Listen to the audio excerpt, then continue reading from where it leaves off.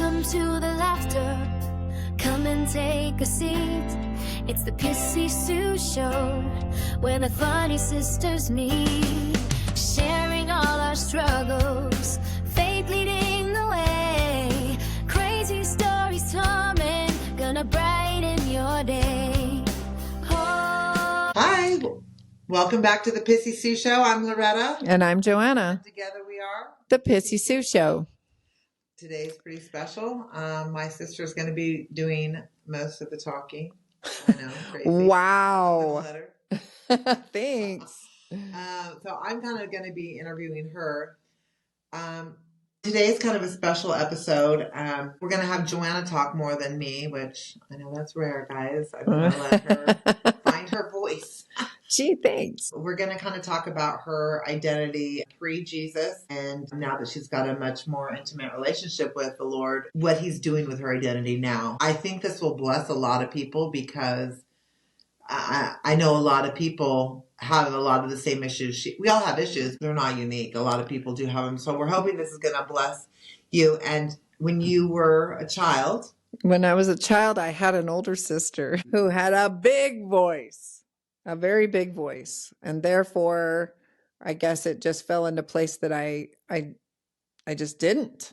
And it's not blaming anybody. Our personalities were so different. I was kind of timid when we were kids and just went with the show, did whatever. Mom said I was really easy until probably 15, I would say. Ninth grade, you kind of started breaking out a little bit. I can remember, just to go back, so for me, when I think your personality started to crack, you were the good kid, but you were okay with who you are, I think, until... No, not really. You always say that you felt like you were... They didn't like it, like nobody liked you. Like nobody liked you at home.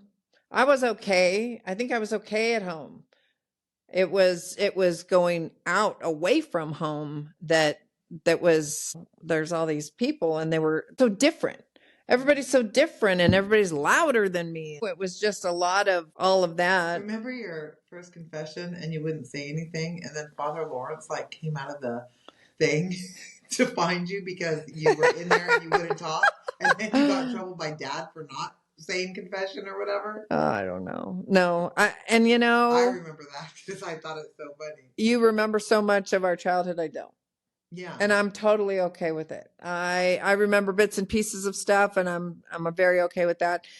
So yeah, in elementary school, I felt okay. I had friends. Boyfriends. I had boyfriends.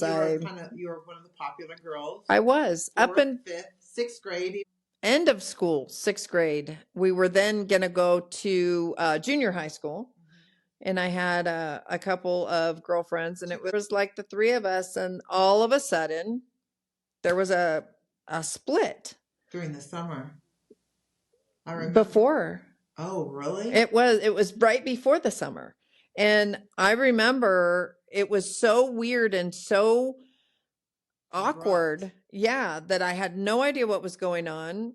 And I went to lunch the last day of school and I just walked home. I didn't go back to school. That was the first time I'd ever skipped school in my life, was in 6th grade.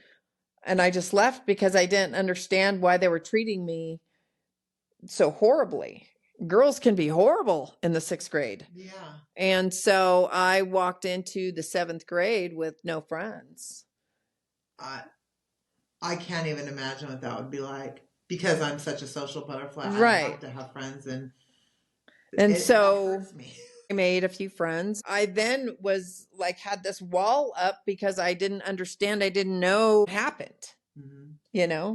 Since then, I don't make friends easily. I don't trust people. And usually I would find my one person and trust that person.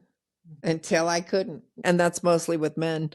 But fast forwarding, there was my first husband. He had a lot of issues. We had a lot of issues. But we were even friends after he got married again. He divorced her. and they had children together. We both had children with him. So I tried to make the best of that and tried to make friends with her. Yeah. Always trying to make the best of whatever the situation. And I will never forget the day that she told me, well, he said you were all used up. And that it still sticks with me for. Does it still sting? Not so much anymore. No. It just stung me. I mean, what a horrible thing. First off, for someone to say period, but then you got to consider your source. Right. Whether it be true or not. Right. And so then, for years, it's like, am I all used up? Am I just done? And You owned it. I did for a long time. And there was a lot of negativity in my life from that point on toward myself. Well, the promiscuity is negativity towards yourself. Absolutely. Yeah. Use your body like that when it didn't mean anything. It was a one night stand here, there, and everywhere. The crazy thing, honestly, in my head is like, that's how I thought I was going to make them love me. I know. And, You're not didn't. Alone. So many women. In fact, we have an interview coming up about a woman who says the same exact thing in her testimony. I read she's a blogger, so she blogged her testimony, and I read it, and I was like, oh my gosh, I could relate with so much of it. Yet, so much of it reminded me of you. Yeah, my first husband also, he was very promiscuous. There was so much of all of that went on, but when somebody cheats on you, how do you feel? Well, you feel about that big. Like you're nobody. Yeah. Like so always feeling like you're nobody, and then just the reinforcement of it, you're all used up. Okay. So yeah, it was hard to move on from there and try and pick yourself back up. So and that may be why I always threw myself into work also, is because that is what I could do, what I could control. You can't control how other people feel or how they treat you or all of that. And you do have a wall. A lot of people have said, like, when you walk into a room, you have like a haughtiness to you. It's a protection mechanism, I know, but it comes across kind of almost hoity-toity. Oh, wow. I'm the furthest thing from hoity-toity. I know, but if you ask people that meet you, they'll say, in fact, when you first moved back and we were going to the Turtle, I already knew everyone there. Mm-hmm. And one of the guys told me, he said, your sister walks in here like her poop don't stink.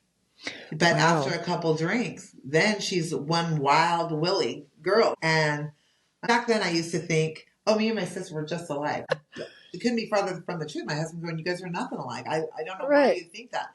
Well, we hadn't been together for 20 years. We hadn't been together, but we had the same sense of humor. So we laugh at the same things and we have the history. So I just assumed, but we are totally different. I mean, you're right. I am the louder one of the two of us. I'm more outspoken. I'm more social. And I would drink to be able to be loud and not care what people think. And that is how I got through dealing with this. Yeah. And I know that you had said, growing up, she was a year behind me. And so she was always Loretta's little sister. Yes. And then she moved to my town. And then she worked in dental with me. And again, it's almost like, looking back now, I see she was trying to be the best Loretta instead of trying to be the best Joanna. And now that you've got your real... and Jesus, I feel like, you're loving you instead of being my little sister. Being in your shadow always. Right. But just growing up, you had to be in Loretta's shadow because, I was so big, another fat joke? No. You and I walk in a room and you're talking, you're la, la, la, la, la, and I'm just like, okay. I was just always not that. Mm-hmm. So Yeah, to come out of my shell. This journey has definitely brought me further out of my shell. Leaving California, going to Arizona, starting a new career away from everything and everyone it was great for me. To have to go to school, oh my gosh, was very difficult. And passing my real estate exam, very first time, I'm like, oh my gosh, I can do this. This is great. Selling 25 homes the very first year. There were so many things that I'm just like, I can. And I always did. I always exceeded at what I did. Yeah. But I always felt like I was in your shadow. Right. So yeah, just learning, just having that voice. And then getting closer to learning that your identity is in Jesus. Yeah. Yeah. So when I moved back to California, God said, come back to California. I had no idea what I was supposed to be doing. I just knew that I was supposed to go to this church. And it was very specific. And I went to this church and it was really hard. And people were very nice in the beginning. Nobody wanted to get close to me. Everyone had their little cliques in this church.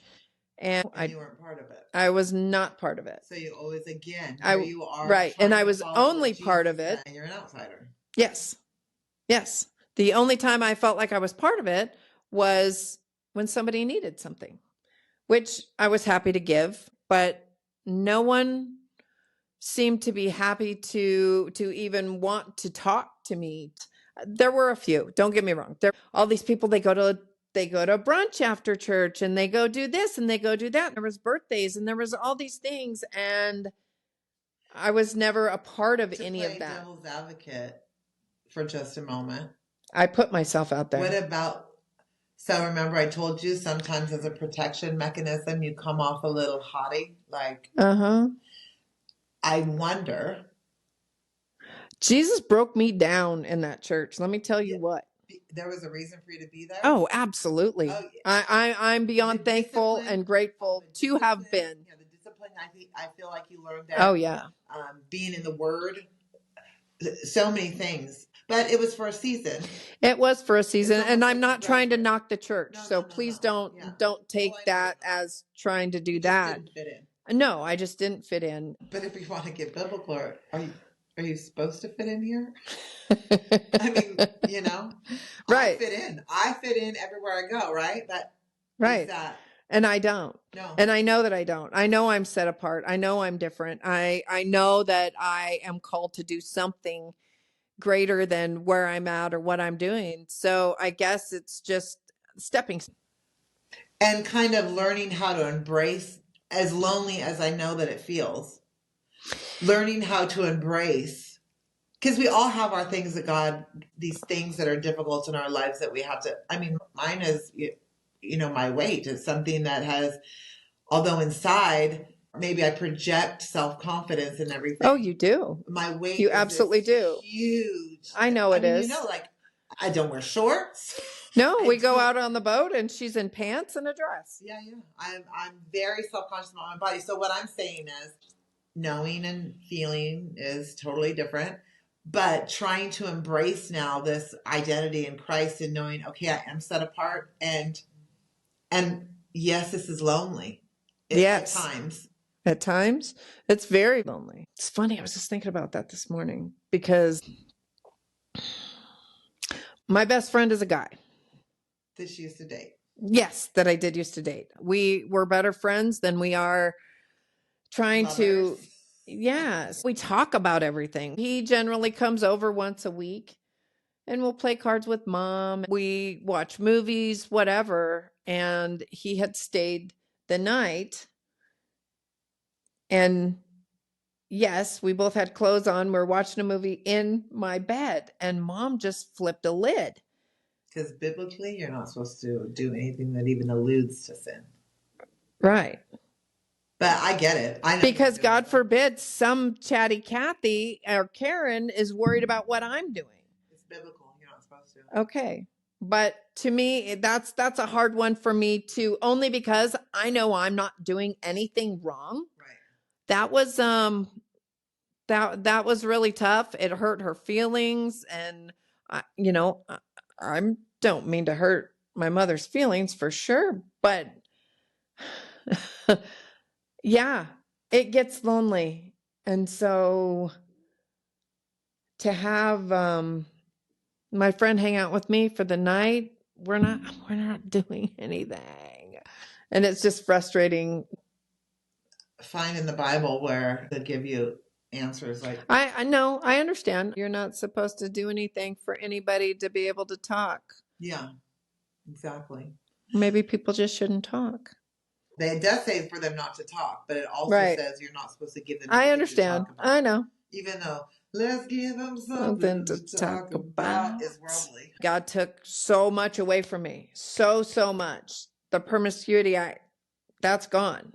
Yeah, But yeah, it's nice to curl up with somebody. I know, but it's not right. It's not. I mean, I don't curl up with Kara, you know, Why? because we're just friends. I know.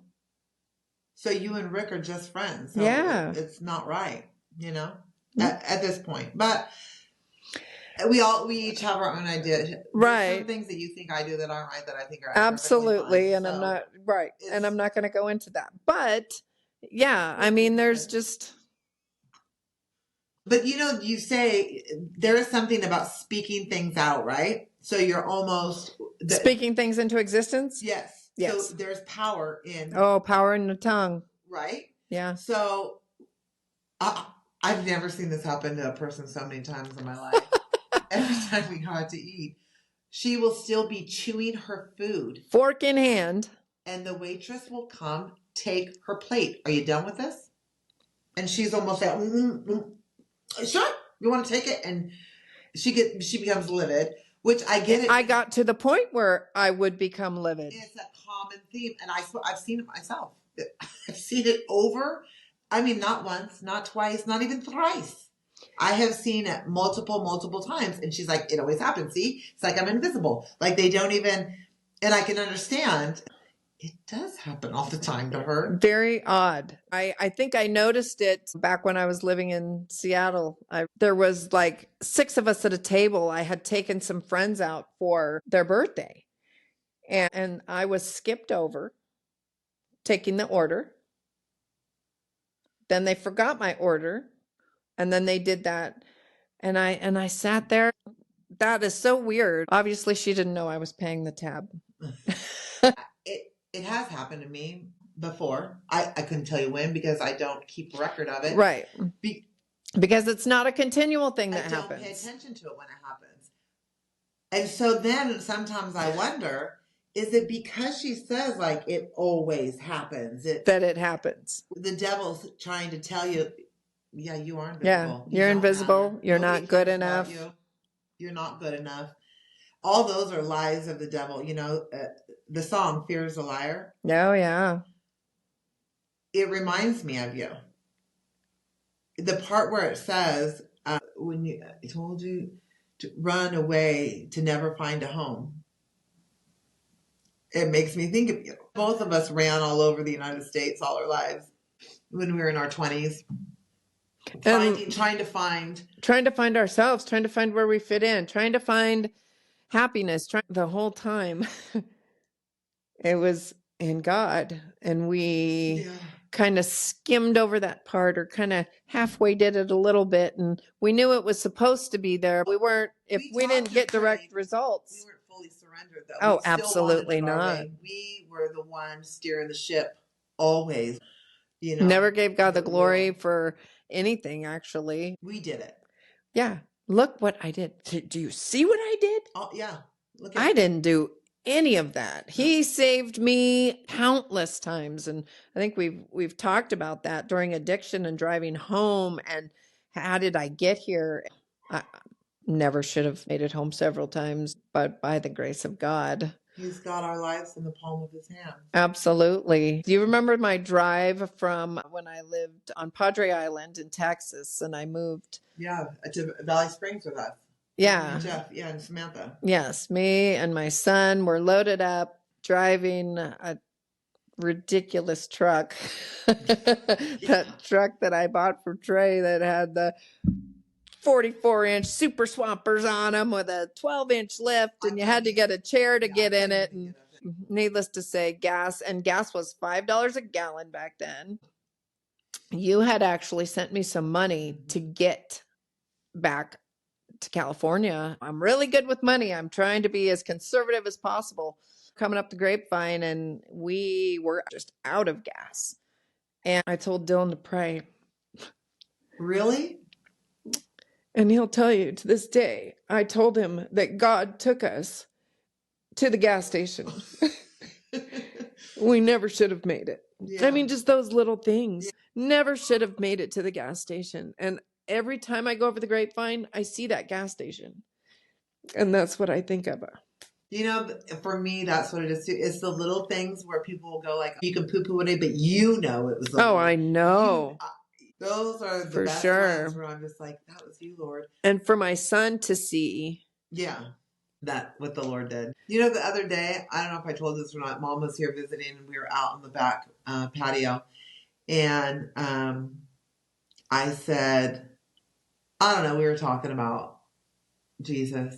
And then I said something about how good he is to me. And I said, but I'm having a hot flash right now. I wish he could do something about that. And just then, he sent a wind, Joanna. I go, Mom, me and Mom both were like, oh my gosh, thank you, Jesus. Just that, anyone could say that wasn't him. Absolutely. That was him. That was him. For me. And he gave that to me. I used to, when I was so stressed out, I used to ask him, put my shoulders down. And I could feel him put because when you're stressed, you're like this. Yeah. So I still ask him that to this day. I don't get stressed out so much these days. But when I do, I know exactly where to go. Yeah. Put my shoulders down. Oh my gosh, because I used to just be like that at all times. And now the relationship with him, he's just given me this peace. And I have days where not so peaceful. And it's like, okay, I got to stop myself and go, okay, what do I got to learn? Tell me what I need to learn here. Going back to these last few years where I have learned these things and finding my identity.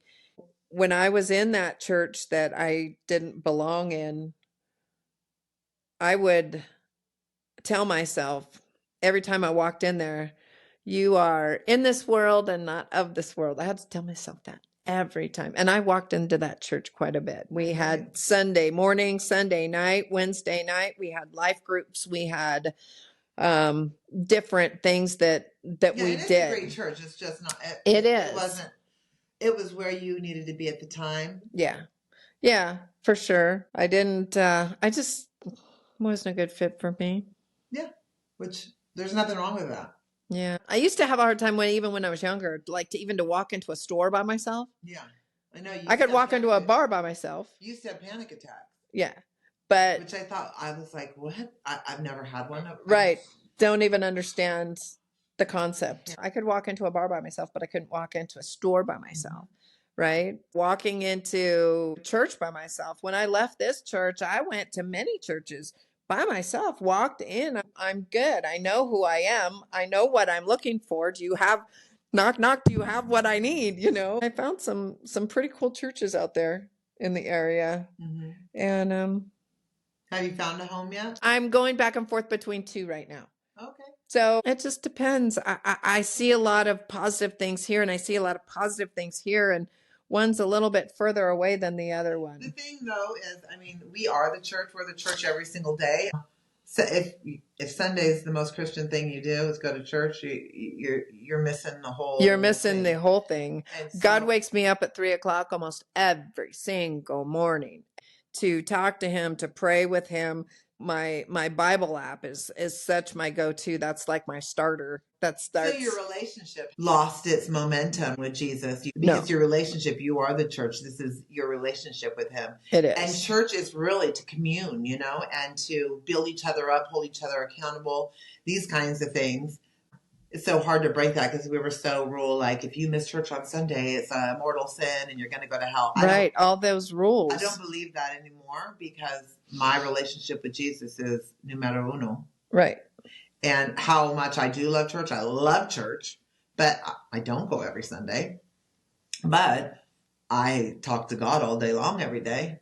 I feel I need to go every Sunday. I mean, that's just me. And now there's a prayer on Tuesday nights that's just awesome. I was going to morning prayer for a long time. I was doing a Tuesday and Friday noonday prayer with this other church, and that time is crucial for me, and it allows me to put me in a place. I had tried to do it at home, prayer closet, not kidding, got in the closet, shut the door, it's dark in there, and put my music on. I couldn't always get there, but now my mornings do consist. I get there and mornings are amazing from 3 to 6, 3 to 7, sometimes 3 to 8.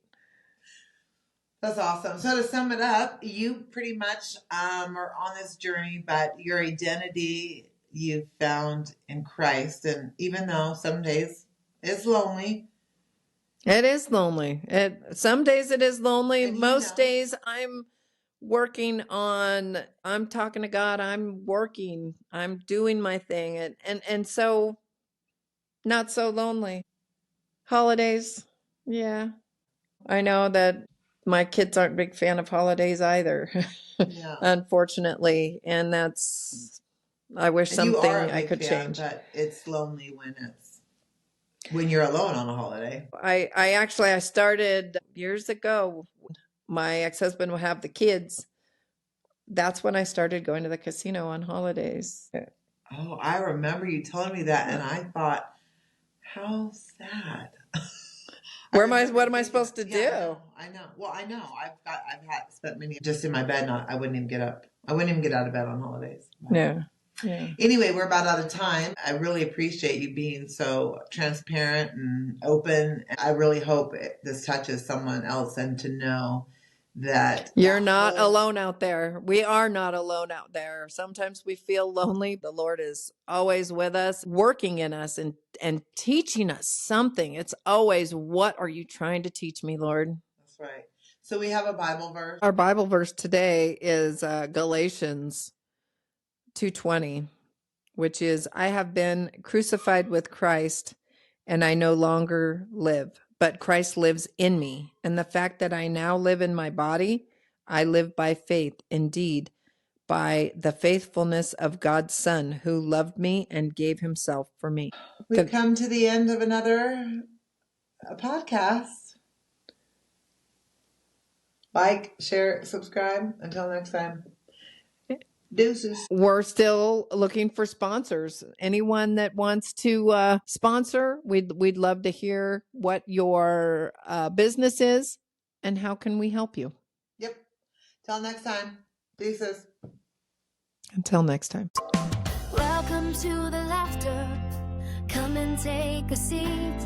It's the Pissy Sue Show, where the funny sisters meet, sharing all our struggles, faith leading the way, crazy stories, torment, gonna brighten your day. Hold on tight, it's gonna get wild. It's the Pissy Sue Show, laughter lights the way. Sisters with a purpose, come join in the play. We're here for the fun and the joy that we share. In this wacky adventure, there's love everywhere. We laugh through the chaos with every little tale. Silly moments shared, we always prevail. From our golfy mishaps to the dreams we chase. Sisters in the spotlight, rocking this space. Tune in, don't miss it. Buckle up, let's go. It's the Pissy Sue Show, laughter lights the way. Sister with a purpose, come join in the play.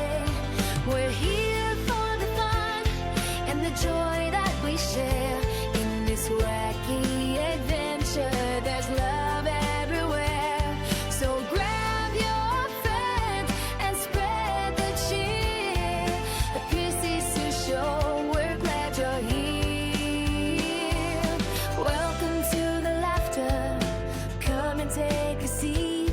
It's the Busy Sue Show.